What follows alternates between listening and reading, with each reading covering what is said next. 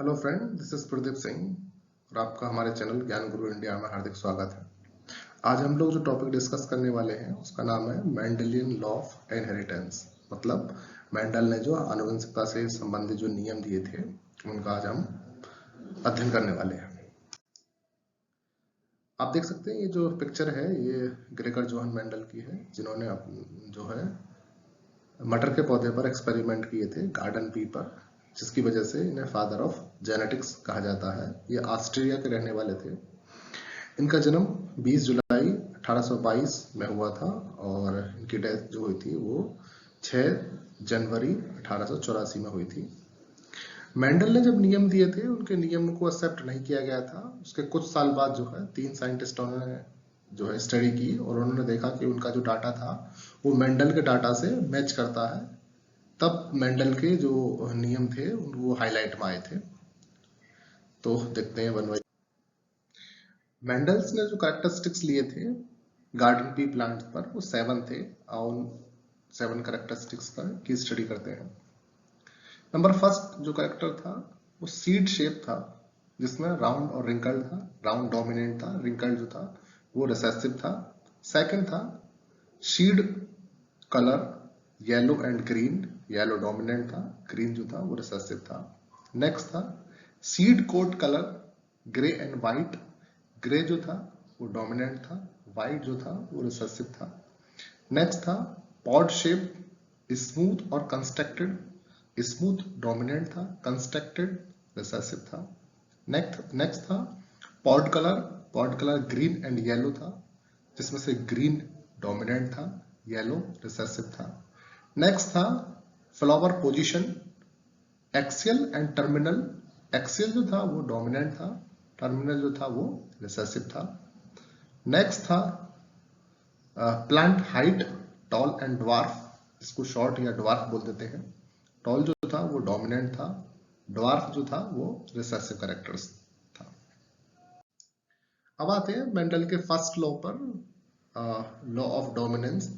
Actual में क्या है, मेंडल ने जो है अपने जो लॉ दिए थे उनको 2 तरीके के कैरेक्टरिस्टिक्स पर दिए थे।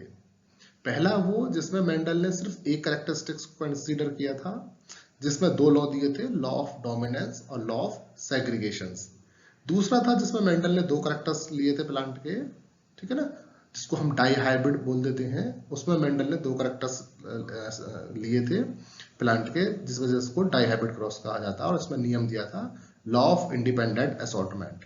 तो फर्स्ट है लॉ ऑफ डोमिनेंस, जो कि मोनोहाइब्रिड क्रॉस के अंडर आता है, जिसमें एक कैरेक्टरिस्टिक्स को कंसीडर किया गया था और वो कैरेक्टरिस्टिक्स था वो प्लांट की हाइट थी, जिसमें टॉल जो था वो ड्वार्फ, टॉल जो था वो डोमिनेंट कैरेक्टरिस्टिक्स था और जो ड्वार्फ जो था वो रिसेसिव कैरेक्टरिस्टिक्स था।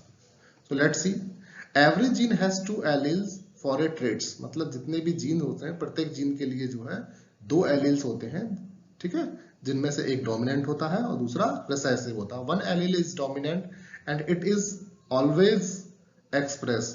एक लक्षण जो होता है, एक एलील जो है वो डोमिनेंसी को रिप्रेजेंट करता है, जो कि हर एक जनरेशन में जो अपने आप को रिप्रेजेंट करता है।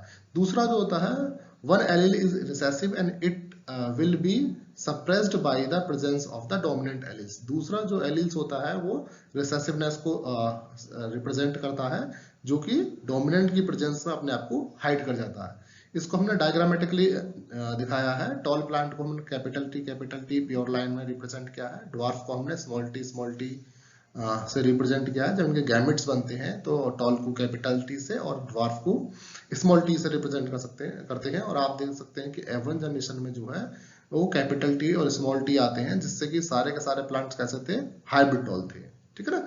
इस वजह से इस लॉ को बोला गया है लॉ ऑफ डोमिनेंस। क्यों? क्योंकि उसमें जो डोमिनेंट कैरेक्टरिस्टिक्स है वो सिर्फ F1 जनरेशन में अपेयर होता है, जो रिसेसिव कैरेक्टर था वो F1 जनरेशन में जो है हाइड हो जाता है। चलते हैं अगली स्लाइड पर। नेक्स्ट लॉ है law of segregation. Law of segregation, the law of segregation is also known as the law of purity of gametes. Law of segregation को जो है law of purity of gametes को कहते हैं, क्योंकि इसमें जो रिसेसिव कैरेक्टरिस्टिक्स था, जो लॉ ऑफ डोमिनेंस में हाइड हो गया था, वो अपने आप को जो है रिप्रेजेंट करता है। This is because each gamete is pure for the traits it's carries. ठीक है। इसमें जो रिसेसिव कैरेक्टरिस्टिक्स है वो भी अपने आप को जो है अपने आप को रिप्रेजेंट करता है। अब चलते हैं जो है next, it state that during the productions of gamete, 2 copy of each hereditary factor segregate so that offspring acquired 1 factors from each parents। इसमें क्या होता है, इसमें कहा गया है कि जो गैमेट जो होते हैं वो उत्पादन के दौरान जो है प्रत्येक वंशानुक्रम कारक से जो है जो 2 प्रतियां हैं, जो 2 कॉपी जो है वो लेते हैं, जिसमें से एक कॉपी जो है वो क्या से होगी, मदर से होगी, दूसरी जो है वो फादर से होगी। मतलब जो कैरेक्टरिस्टिक्स हैं वो दोनों ही से ही आते हैं, दोनों पेरेंट्स से आते हैं, मदर से और फादर से। This law is based on 4 basic concept. ये जो नियम है वो 4 अवधारणाओं पर जो है, कंसेप्ट पर जो है आधारित है। नंबर फर्स्ट है, a gene exist in more than 1 form of an alleles. तो एक जीन जो होता है वो एलील के एक से अधिक रूपों में मौजूद होता है, जिसमें मतलब मोस्टली दो होते हैं, जिसमें एक एलील जो डोमिनेंसी को रिप्रेजेंट करता है, दूसरा एलील जो है वो रिसेसिवनेस को प्रेजेंट करता है। When gametes are produced by meiosis, the allelic pair segregate, leaving each gamete with a single allele। ठीक है, इसमें बोला गया है जब युग्मक जो है मियोसिस, जो गैमेट जो है वो मियोसिस सेल डिवीजन द्वारा बनते हैं, तो क्या करते हैं वो अपने गैमेट पेयर को जो है अलग, गैमेट पेयर से जो है अलग हो जाते हैं। ठीक है, जिससे जो क्या होता है प्रत्येक गैमेट जो होता है वो एक ही लिविंग जो गैमेट जो है वो जोड़े में से अलग अलग हो जाते हैं। अगला बोला गया है, every organism inherited 2 alleles for each traits. जो प्रत्येक गैमेट ऑर्गेनिज्म जो होता है वो क्या करता है, 2 विपरीत एलील्स को जो है ट्रांसफर करता है। ठीक है ना, इनहेरिटेड करता है। ठीक है ना, जिसमें एक डोमिनेंसी होगा, दूसरा एक रिसेसिव होगा। The 2 alleles of a pair are different, like one is dominant and one is recessive। दोनों जो एलील्स हैं उनमें से एक डोमिनेंट और दूसरा रिसेसिव होता है। इसको हम एग्जांपल से समझ सकते हैं कि जो है जब हमने अभी देखा लॉ ऑफ डोमिनेंस में, जब हमने प्योर लाइन टॉल का ड्वार्फ के साथ क्रॉस कराया तो हमें जो F1 जनरेशन में क्या हुए, सभी टॉल प्लांट्स हुए, जिसको हमने हाइब्रिड टॉल बोला गया था। अब F2 के लिए क्या करते हैं, हम जो है F1 का क्रॉस कराते हैं। मतलब जो है जो F1 जनरेशन में जो प्रोजेनी हमें मिली है उनका आपस में सेल्फ पॉलिनेशन कराते हैं, जिससे कि F2 जनरेशन आती है। F2 जनरेशन में क्या होता है, हमें 4 प्रकार के ट्रेट्स मिलती हैं। एक जिसको हमने कैपिटल टी कैपिटल से रिप्रेजेंट किया है, जो कि प्योरली कैसे होंगे, टॉल होंगे। दूसरे और तीसरे जो है उसमें क्या होता है, हमें कैपिटल टी और एक स्मॉल टी मिलती है, जिसको हमने हाइब्रिड बोला है, जो कि हाइब्रिड टॉल होते हैं। और जो फोर्थ प्रोजेनी जो होती है जिसमें स्मॉल टी होता है, वो प्योरली कैसा होता है, ड्वार्फ होता है। तो हम देख सकते हैं कि F2 जनरेशन में क्या होता है, F1 जनरेशन में जो प्रोजेनी मिलती है उनका सेल्फ पॉलिनेशन कराने के बाद जो F2 प्रोजेनी जो मिलती है उसमें प्योर टॉल भी आते हैं, हाइब्रिड टॉल भी आते हैं और प्योर ड्वार्फ भी आते हैं। इस बेस पर जो हम कह सकते हैं कि जो रिसेसिव कैरेक्टरिस्टिक्स जो है वो F1 जनरेशन में सिर्फ हाइड होता है, कंप्लीटली खत्म नहीं होता है। इस बेस पर जो फिनोटाइप रेशो आया वो 3:1 आता है, क्योंकि जो है टॉल और हाइब्रिड टॉल जो है वो कैसे हैं, फिजिकली जो है वो टॉल ही होते हैं, इसलिए उनका रेशो 3 होता है। और जो प्योर ड्वार्फ जो होते हैं उनका रेशो 1 है, तो इनका जो फिनोटाइपिक जो रेशो आया वो 3:1 आया। लेकिन जब इनका जेनेटिकली जीनोटाइप जो रेशो देखा जाता है, प्योर गैमेट्स के फॉर्म में जो देखा जाता है, वो इनका जो रेशो आता है वो 1:2:1 आता है। 1 that means pure tall, 2 that means hybrid tall and 1 is pure dwarf. ठीक है, तो ये इनका फिनोटाइप और जीनोटाइप रेशो हो जाता है। अब चलते हैं नेक्स्ट लॉ की तरफ, जो कि तुम्हारा डाई हाइब्रिड क्रॉस पर बेस्ड है, जिसका नाम दिया गया था लॉ ऑफ इंडिपेंडेंट असॉर्टमेंट। ठीक है, the law of independent assortment state that the alleles of different genes are inherited independently within the organism that reproduce sexually। इसमें बोला गया है कि जो स्वतंत्र अभिव्यूहन का नियम, लॉ ऑफ इंडिपेंडेंट को हिंदी में बोलते हैं स्वतंत्र अभिव्यूहन का नियम, इसमें बताया गया है कि विभिन्न जीन के जो एलील्स होते हैं उन जीवों के भीतर जो है स्वतंत्र रूप से विरासत में मिले हैं, जो कि कैसे सेक्सुअली रिप्रोड्यूस करने पर मिलते हैं। ठीक है, independent assortment take place during the process of meiosis. जो इंडिपेंडेंट असॉर्टमेंट जो है वो कैसे होते हैं, वो मियोसिस सेल डिवीजन के थ्रू जो है अलग होते हैं। In this process the chromosomes are held and the known as haploids. इसमें क्या होता है कि जो क्रोमोसोम्स जो है वो कैसे होते हैं, आधे हो जाते हैं, जिसको क्या बोला गया है, हैप्लॉइड नाम दिया गया, जिसको हिंदी में बोलते हैं एकोडिथ। मतलब पेयर ऑफ क्रोमोसोम्स जो है वो पेयर में से दोनों क्रोमोसोम्स कैसे हो जाते हैं, अलग अलग हो जाते हैं, ताकि वो डिप्लॉइड से हैप्लॉइड में कन्वर्ट हो सके। In the dihybrid cross he choose round yellow seed and wrinkled green seeds and cross them. Mendel ने जो डायहैप्रिड क्रॉस में जो दो कैरेक्टरिस्टिक्स लिए थे, एक तो लिया था जो है सीड का शेप और उसका कलर, ठीक है ना। तो सीड का शेप जो है वो राउंड और रिंकल्ड लिया था, जिसमें से राउंड डोमिनेंट था, रिंकल्ड जो था रिसेसिव था। दूसरा लिया था कलर जो कि येलो और ग्रीन था, जिसमें से येलो डोमिनेंट था और ग्रीन जो था वो रिसेसिव था।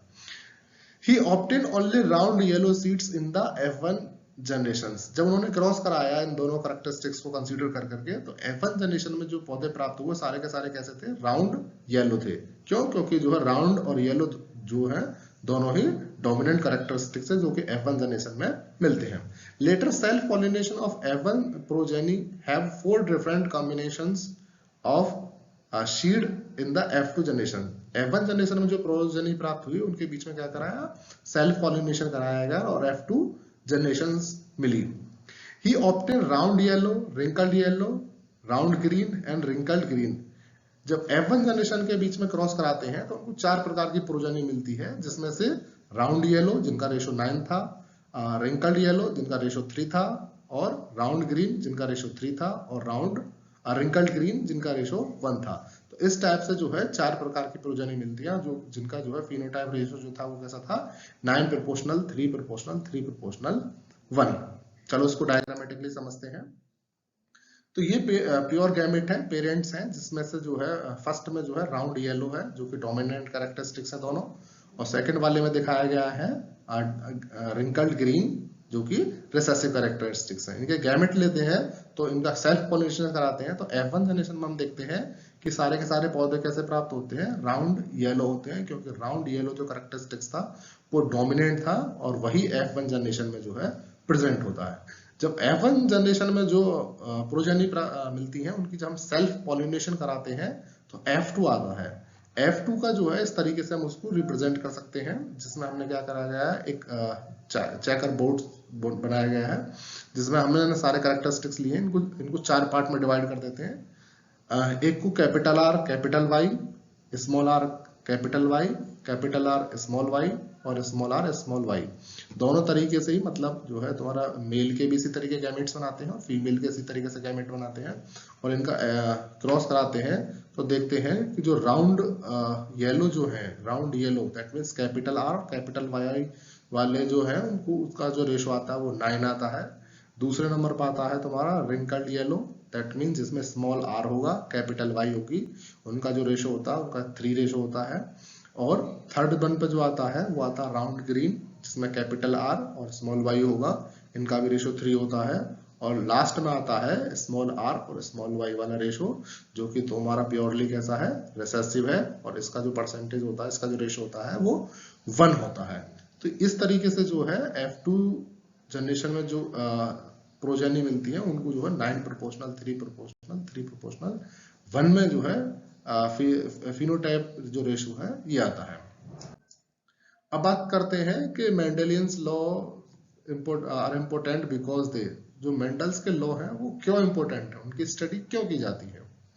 तो इसके लिए determine new combinations of the progeny of hybrid and predict there frequency, कि जो न्यू कॉम्बिनेशन जो बनता है किसमें, अपकमिंग जो प्रोजेनी है उनमें हाइब्रिडाइजेशन किस तरीके से हुआ है, उसमें से कैरेक्टरिस्टिक्स जो है किस तरीके से आए हैं, और प्रिडिक्ट देयर फ्रीक्वेंसी, उनकी जो फ्रीक्वेंसी है उसको प्रिडिक्ट करने के लिए क्यों करते हैं, क्योंकि जो है हम produce better seed of plants and animal, ठीक है ना। क्यों? क्योंकि जो है हमें प्लांट्स की और एनिमल की जो ब्रीड जो है उसको क्या करना, बेटर बनाना, उनका थोड़ा सा उनकी जो हिंदी में बोलते हैं नस्ल जो होती है उसको सुधारने के लिए जो है इसकी स्टडी करना इंपॉर्टेंट है। नेक्स्ट है produce new type of plant with new combinations of useful characteristics. हम ऐसे प्लांट प्रोड्यूस करना चाहेंगे जिसमें जो है ऐसे कैरेक्टरिस्टिक्स हो जो कि ह्यूमन वेलफेयर के लिए या ह्यूमंस के लिए ज्यादा इंपॉर्टेंट हो किसी भी एस्पेक्ट में, ठीक है ना। ऐसे प्लांट्स को हम ग्रो कराना चाहें, चाहे उनकी यील्ड ज्यादा हो, चाहे उनकी कहते हैं ना ब्यूटी ज्यादा हो, मतलब किसी भी एस्पेक्ट में वो ह्यूमंस के लिए मोर बेनिफिशियल होने चाहिए। इस तरह के कैरेक्टरिस्टिक्स को जो है हम ट्रांसफर करने के लिए स्टडी करते हैं। Select traits for producing new varieties of plant and desirable characters, मतलब प्लांट्स की इस तरह की वेराइटी प्रोड्यूस करना जिसमें जो है डिजायरेबल कैरेक्टर्स जो है अधिक हो, ठीक है। तो इसलिए हम जो है ये मेंडल्स लॉ के बेस पर जो इनहेरिटेंस की स्टडी करते हैं। Okay, thank you. इसी तरह की हमारी वीडियो देखने के लिए हमारे चैनल को लाइक, शेयर और सब्सक्राइब करें। धन्यवाद।